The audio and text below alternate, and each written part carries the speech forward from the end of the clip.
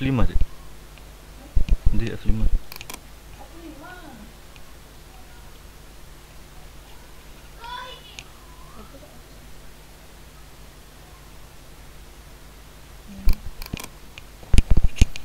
Assalamualaikum warahmatullahi wabarakatuh.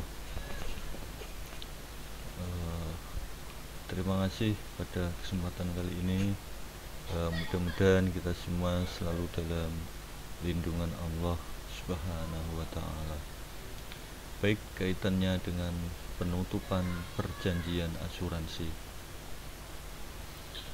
Dalam pendahuluan ini kita menyadari pentingnya jaminan asuransi, yang mana ini lebih dalam hal kehidupan sehari-hari. Jaminan tersebut tentu ataupun berfungsi sebagai rasa aman, nyaman ya, dan tentu terhindar dalam praktek ataupun kerugian yang besar. Nah, dalam maraknya pembelian produk asuransi sekarang ini, maka perusahaan asuransi ini ya menerbitkan berbagai pilihan asuransi. Jadi banyak sekali ya jenis-jenis pilihan asuransi.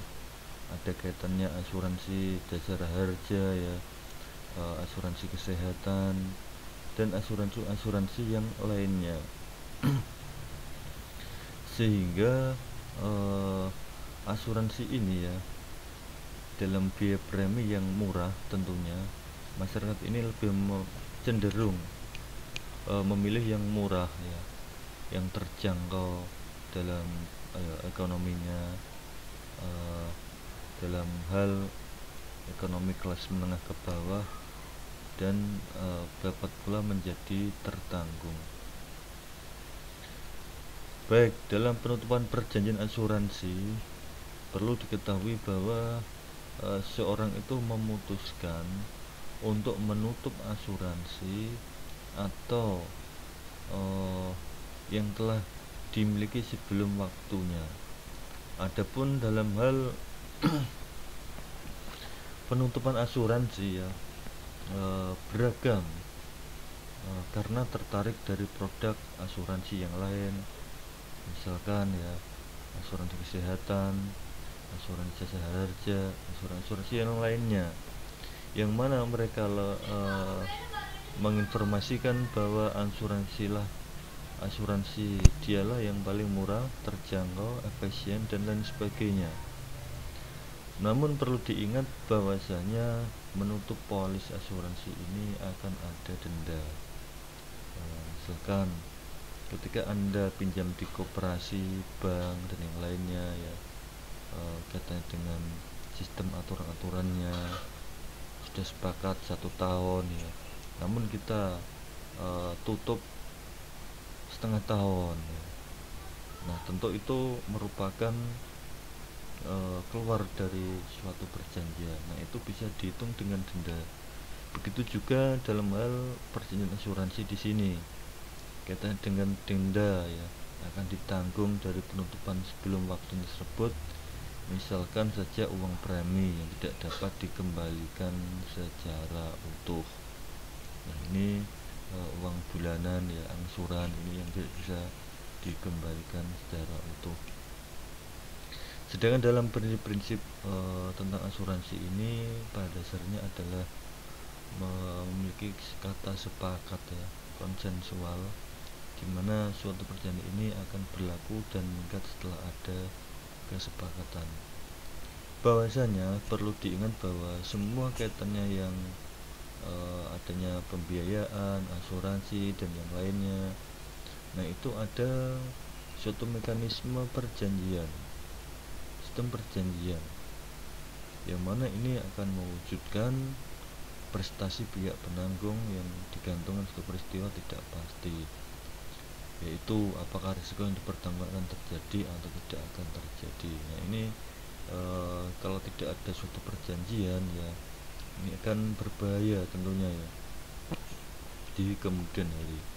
Dalam hal perjanjian asuransi ini memiliki asas kepercayaan. Trust adalah pengalihan risiko kepada pihak penanggung melalui pembayaran premi, sehingga pihak tertanggung ini apabila risiko terjadi, pihak penanggung akan mengganti atas kerugian yang diderita oleh pihak tertanggung. Dan yang selanjutnya, ketentuan pada pasal 256 KUHD mengatur syarat-syarat khusus. Syarat khusus antara lain adalah hari dan tanggal pembuatan perjanjian ya. Ini hari dan tanggal juga harus dibuat. Nama tertanggung si A, si B. Kemudian untuk diri sendiri atau pihak ketiga harus jelas. Yang diasuransikan ini pihak pertama, kedua, ketiga harus jelas tentunya ya, mengenai benda yang diasuransikan itu apakah mobil, apakah motor, atau rumah dan lain sebagainya, sehingga jumlah yang diasuransikan nilai pertanggungan, biaya-biaya yang tanggung penanggung saat biaya mulai berjalan dan berakhir pada masa tanggung penanggung, dan yang terakhir premi asuransi bulanannya berapa, 300, 500, atau 1 juta. Dan yang selanjutnya adalah pandangan undang-undang kaitan dengan penutupan asuransi ini pada pasal 255 KUHD.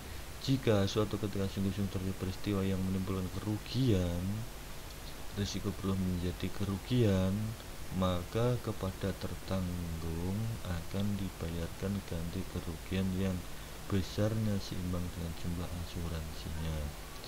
Jadi ketika ada kerugian di kemudian hari itu ya, maka kepada pihak tertanggung ini akan diganti kerugiannya.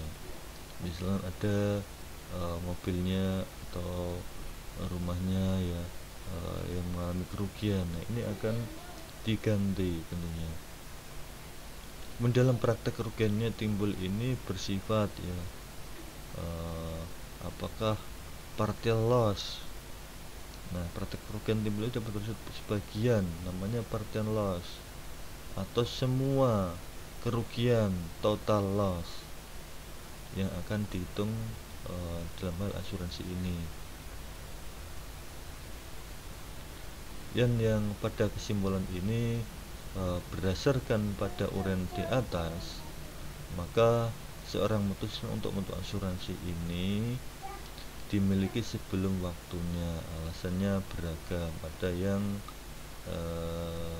karena tertarik dengan asuransi lain, ada yang karena asuransi lain ini jumlah pembayaran preminya lebih sedikit, ada yang hal A, B, C dan sebagainya.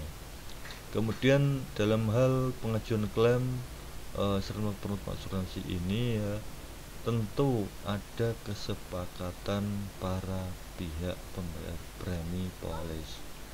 Jadi tidak bisa serta-merta kita mengambil suatu perjanjian ya tanpa ada bukti, tanpa ada sepakat antara kedua belah pihak.